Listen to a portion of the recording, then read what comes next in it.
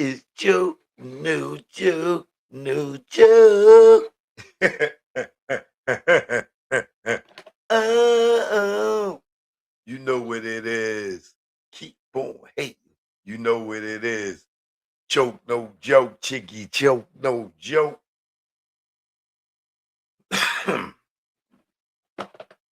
Choke, no joke. Chicky, choke, no joke. I'll be glad when I get rid of this cough. God, gee, is it.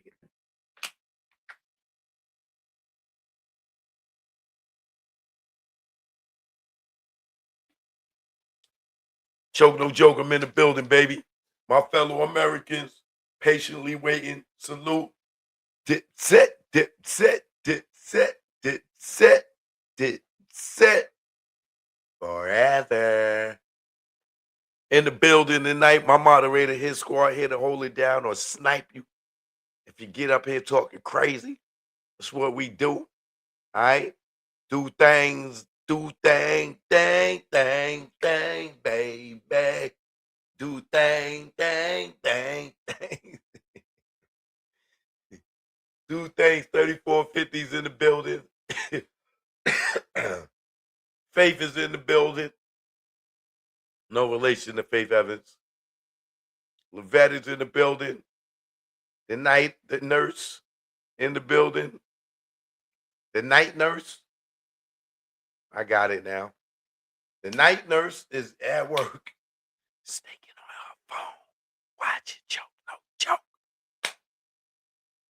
She's saving lives and watching choke, no joke.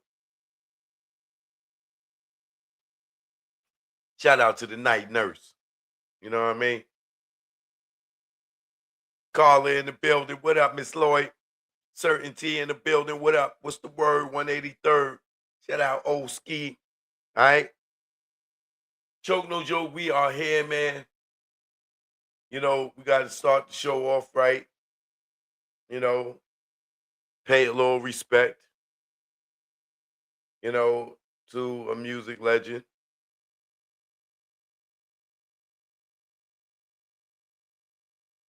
Clive Davis. Yeah, Clive Davis has passed away, y'all. You know, it's many a stories about Clive Davis. Uh, but tonight, we're just gonna pay our respects. We're not gonna drag him. You know, TikTok, what up? Choke no joke. I'm live.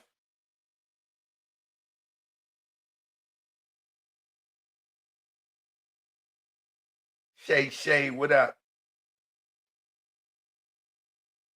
But yeah. So, like I said, we not gonna kick Clive Davis back in tonight because I know probably is a lot of people out there, you know, that talk a lot about him. I'm one of them because I really don't like the fact that he continued to have that party where Whitney Houston body was in the Beverly Hilton Hotel. You know, how would he like if people are partying right now wherever he passed away at? But like I said, we not gonna kick his back in right now. Hopefully, when he go to the place, him and Whitney in the same place, you know, when they cross over, and Whitney can see him and curse him out for having that goddamn party. You know, Whitney might put hands and feet on that man in heaven. Whitney might stomp that nigga out on the cloud.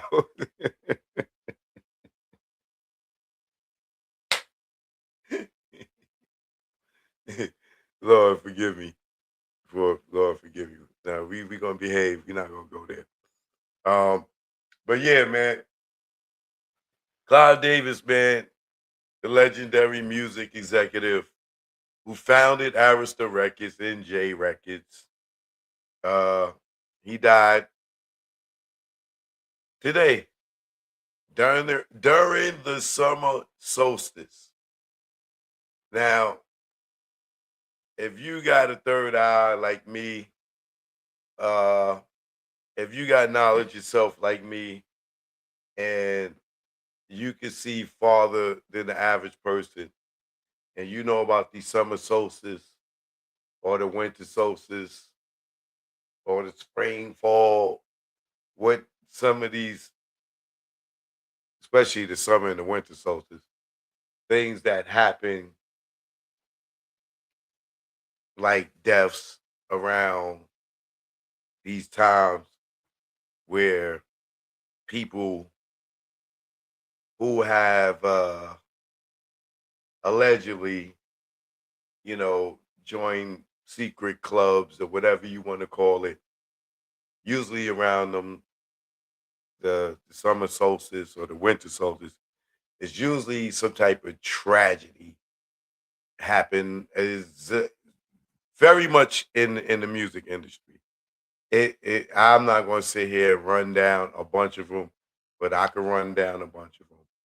And for me, when it hits the summer solstice or the winter solstice, I stay away from the entertainment industry.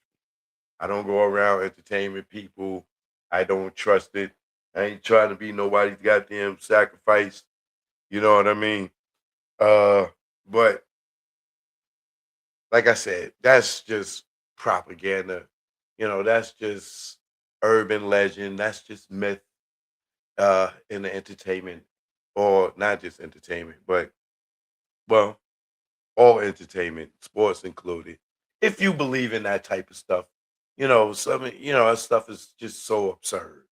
But people, some people, you know, have knowledge of this stuff, and some people believe that, worshiping Satan or Luciferians, have their benefits, and there's certain rituals and times of the years that things happen and sacrifices. That's if you believe that type of stuff. You know what I'm saying?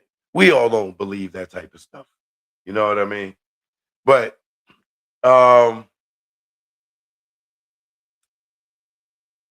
his family confirmed, and he was 94 years old. So it ain't like somebody was sacrificing him. He was 94. He lived a hell of a life. You know what I mean? But he died in his Manhattan home at the age of 94. Some of y'all be like, oh, that old nigga. That old nigga. That old. I'm inspiring to be his age. And you think I'm old? I want to be 94. You know what I'm saying? I want to be 104. You know what I'm saying? God willing that, my body is in a place where I'm not in goddamn pain in 94. But um, for all that he's accomplished and all the years he's been in the industry, to live to 94, and especially in his era of rock and roll and everything, the drugs, the women, all types of stuff, the funny style, lifestyles. 94, boy. He did it. He did that. You did that, Clive Davis. But his family confirmed he passed away peacefully following age-related illnesses, having recently been hospitalized for respiratory issues. Made me want to clear my chest. Throughout a career that spanned more than 60 years. Jesus. That's inspiration. I got 30 years in the game. So if I could get another 30 years in the business, wow. And you never know, because like Clive Davis, let's see, he died at 94. Uh he got J Records at around 2000. So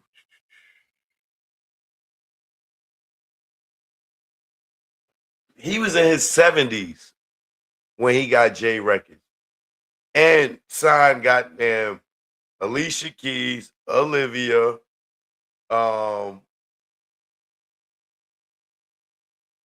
Jennifer Hudson, and that's after his Arista career. So for a person like me that's in my 50s, and this man started a new label in his 70s and had hit artists and hit records with Alicia Keys and Jennifer Hudson, superstars. Got to let you know, if you are in your 30s, in your 40s, or your 50s, hopefully not your 50s, but your 30s and 40s, and you still haven't figured it out, don't panic.